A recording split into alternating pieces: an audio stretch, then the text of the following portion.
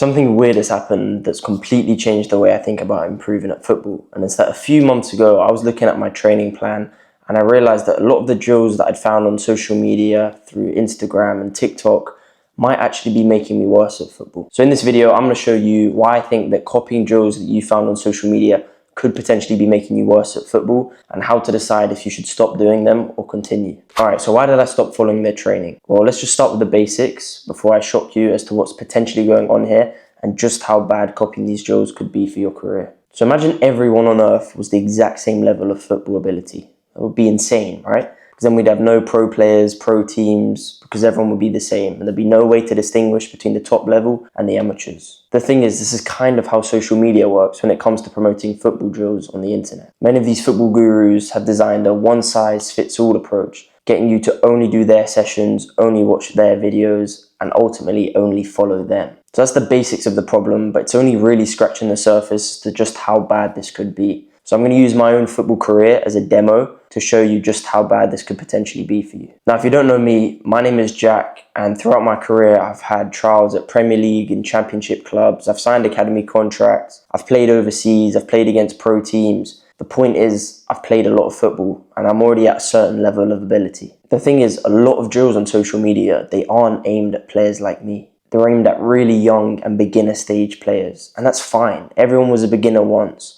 But these videos aren't marketed or aimed towards these players. They're aimed towards everyone, and you get pro or ex-professional footballers telling you that freestyle dribbling or a certain juggling drill was the main reason why they became a pro footballer, and it's just nonsense and very misleading. And in my career, I've also had a lot of negatives. One of the biggest ones was needing knee surgery and being out of the game for 9 months. And so for me to see these speed performance coaches promoting crazy plyometrics or ACL rehab plans that aren't aimed or tailored to me and my body, it's very, very confusing and ultimately will be doing more harm than good for me. And so when I started to realize all of this and just start to understand how bad copying these drills from TikTok and Instagram could be for my career, I decided to look at my own training plan around 6 months ago and decide if this actually applied to me. I was still doing basic ball mastery exercises and cone drills, the same ones I was doing at age 13 when I just started out with my individual training.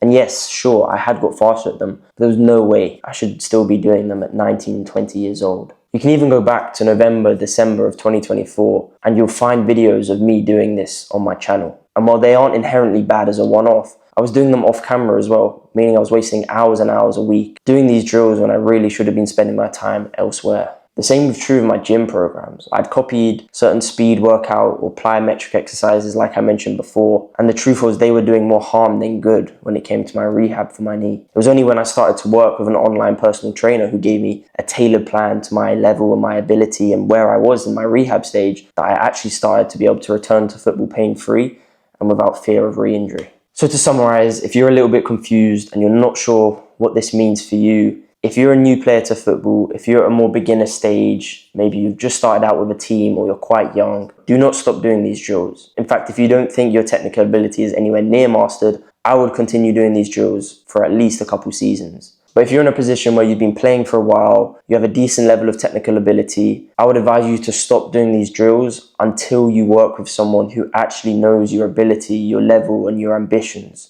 And if you want this person to be me, you can check the top link in the description, where essentially I help create a custom and tailored plan for you that fits in with your schedule and your aims and your ability as a footballer. Ultimately, the decision is completely yours. But if you do want to know a bit about my training plan and what I'm doing to level up as a footballer and reach the professional level, go check this video up here, and it dives into a bit about my proprioception training and how it could help you as a footballer.